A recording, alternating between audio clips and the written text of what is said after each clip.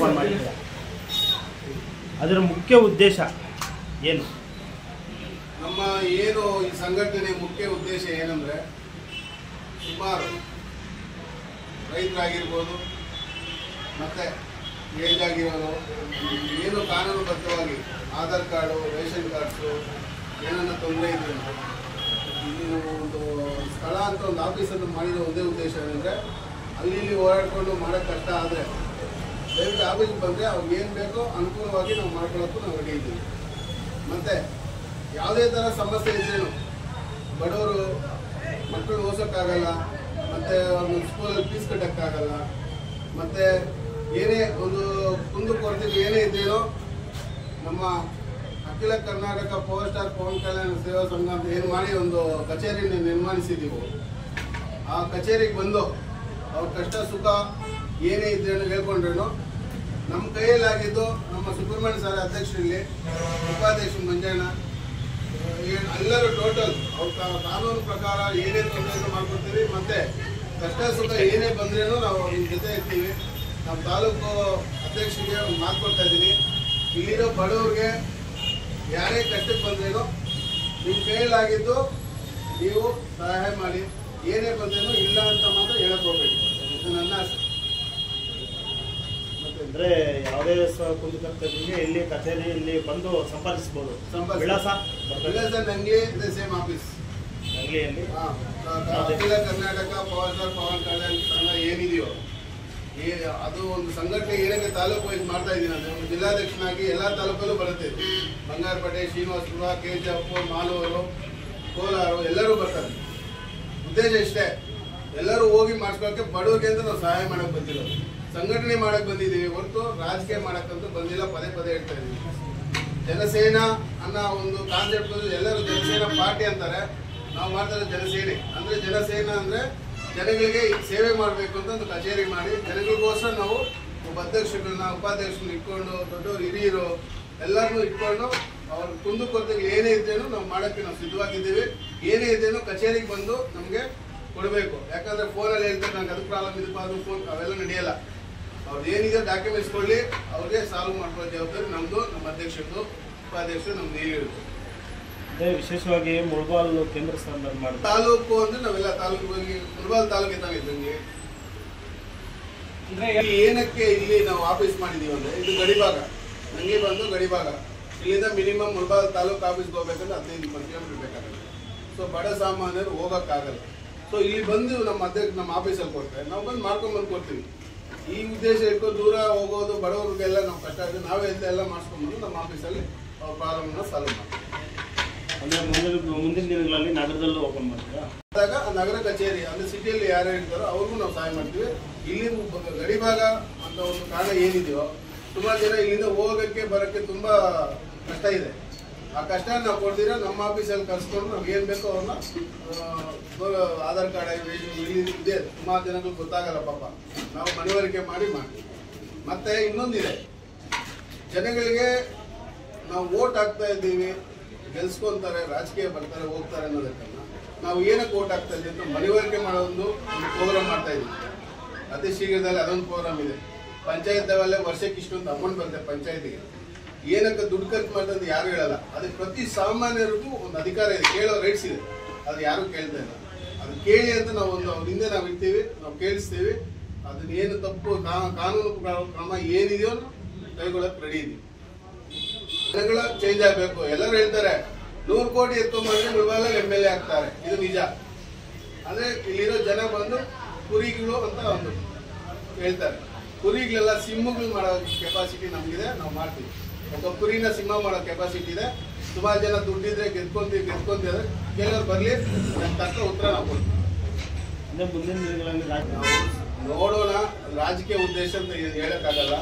ನಮ್ಮ ಸಂಘಟನೆಯಲ್ಲಿ ಯಾರೇ ಆಗಲಿ, ನಮ್ಮ ಅಭಿಮಾನಿ ಪವನ್ ಕಲ್ಯಾಣ್ ಅಭಿಮಾನಿಯವರು JDS ಆಗಿರ್ಬೋದು, ಕಾಂಗ್ರೆಸ್ ಆಗಿರ್ಬೋದು, BJP ಯಾವ ಪಕ್ಷಕ್ಕೇ ನಮ್ಮ ಸಂಬಂಧ ಇಲ್ಲ. ನಮ್ಮ ಅಭಿಮಾನಿ ಆಗಿದ್ರೆ ಅವ್ರು ವೆಲ್ ಸಪೋರ್ಟ್ ಮಾಡಿ ಮುಂದೆ ನಿಂತ್ಕೊಂಡು ಅವ್ರನ್ನ ನಾವು ಒಂದು ಪುಷ್ ಮಾಡೋ ಕೆಪಾಸಿಟಿ ನಾವು ಮಾಡ್ತೀವಿ. ಬರೀ ಪವನ್ ಕಲ್ಯಾಣ್ ಫ್ಯಾನ್ಸ್ಗೆ ಮತ್ತೆ ಮೇಘಾ ಅಭಿಮಾನಿಗಳಿಗೋಸ್ಕರ ಮಾಡ್ತೀವಿ. ಪವನ್ ಕಲ್ಯಾಣ್ ಮೇಘಾ ಅಭಿಮಾನಿ ಫ್ಯಾಮಿಲಿನೇ. ಮೇಘಾ ಅಭಿಮಾನಿ ಪವನ್ ಕಲ್ಯಾಣ್ ಎಲ್ಲ ಒಂದೇ, ಕನ್ಫ್ಯೂಸ್ ಮಾಡೋದು ಏನಿಲ್ಲ. ಏನು ಪವನ್ ಕಲ್ಯಾಣ್ ಅಂದ್ರೆ ಜನಸೇನಾ ಅಂದ್ಬಿಡ್ತಾರೆ. ಮೇಗಾ ಫ್ಯಾಮಿಲಿ ಇದು, ಎಲ್ಲ ಅಣ್ಣ ತಮ್ಮಂದ್ರೆ. ಓಕೆನಾ? ಅಂದ್ರೆ ಫ್ಯಾನ್ಸ್ ಬಂದ್ರೆ ಮಾತ್ರನೇ ಇಲ್ಲಿ ಸಹಕಾರ ಕೊಡ್ತೀರಾ? ಫ್ಯಾನ್ಸ್ ಅಂದ್ರೆ ರಾಜಕೀಯ ಇರ್ತೀರಪ್ಪ. ನಾನು ಕಾಂಗ್ರೆಸ್, ನಾನು ಬಿಜೆಪಿ, ಪಕ್ಕ ಬಿಜೆಪಿ. ನಮ್ಗೆ ಏನ್ ಮಾಡಿದ್ರೆ ಬಿಜೆಪಿನೇ. ಇವರು ಕಾಂಗ್ರೆಸ್, ಹಂಗಂದ್ರೆ ಇವ್ರ ಅಧ್ಯಕ್ಷರು. ನಾವು ಪೋಸ್ಟಿಂಗ್ ಕೊಟ್ಟಿಲ್ವಾ?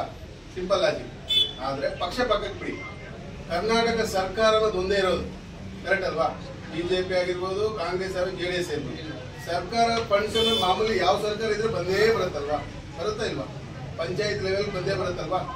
ಕಾಂಗ್ರೆಸ್ ಇದ್ರೇನು JDS ಇದ್ರೇನು ಯಾವ್ದಾದ್ರು ಸರ್ಕಾರ ಬಂದೇ ಬರುತ್ತಲ್ವಾ? ಆ ಫಂಡ್ ಅಮೌಂಟ್ ಏನ್ ಮಾಡ್ತಾ ಇದ್ದೀರಾ? ಊರುಗಳಲ್ಲಿ ಏನೇನ್ ಮಾಡಿದ್ದೀರಾ? ಯಾವ ಪಂಚಾಯತಿಗಳಲ್ಲಿ ಯಾರ್ಯಾರು ಎಷ್ಟೆಷ್ಟು ತಿಂತಾ ಇದ್ದಾರೋ, ಯಾರ್ಯಾರು ಚೇರ್ಮನ್ಗಳು, ಯಾರ್ಯಾರು ಮೆಂಬರ್ಗಳು ಎಷ್ಟೆಷ್ಟು ತಿಂತಾ ಇದ್ದಾರೋ ನಮ್ಗೆ ಗೊತ್ತು. ಅವರಷ್ಟು ಅವರೇ ಚೇಂಜ್ ಆಗಿ ಊರಿಗೆ ಉದ್ಧಾರ ಮಾಡಂಗಿದ್ರೆ ಮಾಡಿ, ಇಲ್ಲಾಂದ್ರೆ ನಾವು ಉದ್ಧಾರ ಮಾಡಕ್ಕೆ ಬಿಡಲ್ಲ. ಗಲಾಟೆಗಳು ಮಾಡಕ್ಕೂ ರೆಡಿ ಇದ್ದೀವಿ. ಅಡ್ಡಡ್ಡ ನಿಂತ್ಕೊಂಡು ಆ ಸರ್ಕಾರದ ಅಮೌಂಟ್ ಏನಿದೆಯೋ ಎಲ್ಲ ಪ್ರತಿಯೊಂದು ಜನಗಳಿಗೆ, ಸಾಮಾನ್ಯರಿಗೆ, ಅಲ್ಪಸಂಖ್ಯಾತರಿಗೆ, ರೈತರಿಗೆ, ದಲಿತರಿಗೆ, ಇವ್ರಿಗೆಲ್ಲ ಟೋಟಲ್ ನೋಡ್ಸೋ ಸಿನಿಮಾ ಬೇರೆ. ಇಲ್ಲೆಲ್ಲ ರಾಜಕೀಯ ಹೇಳ್ತಾರೆ, ಆ ಜಾತಿ ಈ ಜಾತಿ, ಆ ಜಾತಿ ಬಿಟ್ಬಿಡಿ, ಎಲ್ಲ ಒಂದೇ, ಒಂದು ಗಂಡು ಒಂದು ಹೆಣ್ಣು. ಇಷ್ಟು ಹೇಳಕ್ ಇಷ್ಟಪಡ್ತೀನಿ. ಅಂದ್ರೆ ಸರ್ವಪಕ್ಷಿಗ ಕೊತ್ತೂರು ಮಂಜಣ್ಣ ನಾನು ಇಷ್ಟಪಡ್ತೀನಿ. ಏನಕ್ಕಂದ್ರೆ ಕ್ಲಿಯರ್ ವೈಟ್ ಶೀಟ್ ಅದೇ ರಾಜಕೀಯ ಬಳಸ್ಕೋಬೇಕಂತಲ್ಲ. ನಾನು ಚಿಕ್ಕದಿಂದ ನೋಡ್ತಾ ಇರೋದು ಕೊತ್ತೂರು ಮಂಜಣ್ಣ ಇಲ್ಲಿ ಬರ್ತಾ ಇದ್ದಾರೆ ಅಂದ್ರೆ ಯಾಕೆ 1000 ಜನ ಸೇರ್ತಾರೆ? ಅಷ್ಟು ಯೋಚನೆ ಮಾಡಿ. ಜನ ಬಾಲ ಅಂದ್ರೆ ಅವ್ರು ಒಳ್ಳೇದ್ ಮಾಡಿದ್ದಾರೆ. ಒಳ್ಳೇದ್ ಮಾಡಿದ್ದಕ್ಕೆ ಅವ್ರು ನೋಡ್ಕೊಂಡು ನಾವು ಬೆಳಿಬೇಕಲ್ವಾ? ರಾಜಕೀಯ ಅವ್ರು ಯಾವತ್ತು ಎಲ್ಲರೂ ಕಾಂಗ್ರೆಸ್ ಅಲ್ಲಿ ಇದ್ದಾರೆ. ಅವ್ರು ಮಾಡೋ ಮಂತ್ರ ಯಾರ, ಅವ್ರು ಮಾಡೋ ಪೂಜೆ, ಅವ್ರು ಮಾಡೋ ಪುರಸ್ಕಾರ ಯಾರು ಮಾಡ್ತಾರೆ? ಒಬ್ಬರು ಹೇಳಿ ನೋಡೋಣ. ಅಂದ್ರೆ ಬೇರೆ ಯಾರು ಮಾಡಲ್ಲ. ಕಾಂಗ್ರೆಸ್ ಬಿಜೆಪಿ ಅವೆಲ್ಲ ಬೇಡ. ಅವ್ರು ಮಾಡೋ ಪೂಜೆ ಅವ್ರು ಇದೆಲ್ಲ ಅವ್ರು ಕಾಂಗ್ರೆಸ್ ಅಲ್ಲಿ ಇದ್ದಾರೆ. ಹಾಗಾದ್ರೆ ಕಾಂಗ್ರೆಸ್ ಅಂದ್ರೆ ಎಲ್ಲ ಮುಸ್ಲಿಮ್ಗೆನಾ? ಅವ್ರು ಹಿಂದೂ ಅಲ್ವಾ? ಜನಗಳು ಕನ್ಫ್ಯೂಸ್ ಮಾಡ. ಒಬ್ಬರನ್ನ ನೋಡ್ಕೊಂತೀವಿ ನಾವು. ಇವಾಗ ಪವನ್ ಕಲ್ಯಾಣ್ 10 ವರ್ಷದಿಂದ ಹೆಂಗಿದ್ರು ಹಂಗೆ ಇದ್ವಿ, ಇವಾಗ ಹೆಂಗಿದ್ದಾರೆ ಸ್ವಲ್ಪ ಟ್ಯಾಲಿ ಮಾಡಿ. ಕೊನೆಯದಾಗಿ ಹೇಳ್ತೀವಿ, ನಾವು ಕುರಿಗಳಲ್ಲ, ನಾವು ಸಿಂಹಗಳು ಮಾಡಕ್ಕೆ ನಾವು ಮುಳುಬಾಗಿಲು ಜನಗಳು ಕುರಿಗಳು ಅಂತ ಫಿಕ್ಸ್ ಆಗಿದ್ದಾರೆ. ಕುರಿಗಳಲ್ಲ, ಸಿಂಹಗಳು ಮಾಡಕ್ಕೆ ನಮ್ಮ ಸಂಘಟನೆ ಯಾವತ್ತೂ ಅವ್ರ ಹಿಂದೆ ಇರುತ್ತೆ. ಇನ್ನೊಂದು, ನಮ್ಮ ಸಂಘಟನೆ ಹೆಸರು ಹೇಳ್ಕೊಂಡು ಯಾರನ್ನ ತಪ್ಪು ಮಾಡಿದ್ರೇನು, ಸುಬ್ರಹ್ಮಣ್ಯನ್ ಆಗಿರ್ಬೋದು, ನಮ್ಮ ಸಂಘಟನೆಯಲ್ಲಿ ಯಾರೇ ಅಧ್ಯಕ್ಷ ಆದ್ರೇನೋ ಅವ್ರು ಕಠಿಣ ಕ್ರಮ ಕೊಟ್ಕೊಂತೀವಿ. ನಾವು ತಪ್ಪು ಮಾಡಕ್ ಬಂದಿಲ್ಲ, ಪ್ರಶ್ನೆ ಮಾಡಕ್ ಬಂದಿದೆ. ಪ್ರಶ್ನೆ ಅಂತೂ ಎಲ್ಲಾನು ಮಾಡ್ತೀವಿ. ಯಾರನ್ನೇ ಆಗಿರ್ಬೋದು, MLA MP ಆಗಿರ್ಬೋದು, ಯಾರನ್ನೇ ಆಗಿರ್ಬೋದು, ಪ್ರಶ್ನೆ ಮಾಡಕ್ ನಾವು ಇದ್ದೀವಿ. ನೀವು ಮಾಡ್ಬೋದಲ್ಲ? ಎಲ್ಲರಿಗೂ ಅಧಿಕಾರ ಇದೆ. ಅಧಿಕಾರನ ನಾವು ಈ ಜನಗಳಿಗೆ ಧೈರ್ಯ ಕೊಟ್ಟರೆ ತಾನೇ ಮಾತಾಡ್ತಾರೆ. ಆ ಧೈರ್ಯ ಕೊಡಕ್ ನಾವು ರೆಡಿ ಇದ್ದೀವಿ. ಈ ಧೈರ್ಯವನ್ನ ಪ್ರಜೆಗಳು ಬರಕ್ಕೆ ಸ್ವಾಮಿ ಮಾಡಿರೋದು.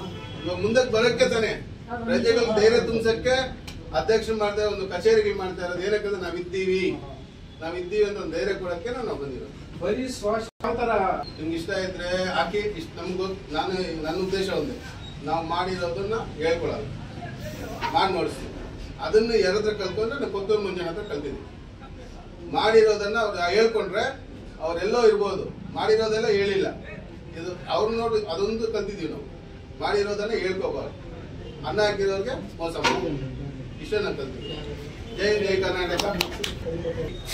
ಸರ್ಕಾರದ ಹಕ್ಕುಗಳನ್ನ ತಕೊಳ್ಳೋ ಅಷ್ಟು ಇದೆ, ಅದನ್ನ ಧೈರ್ಯವಾಗಿ ಪ್ರಶ್ನೆ ಮಾಡೋ ಹಕ್ಕು ಕೂಡ ನಮಗಿದೆ.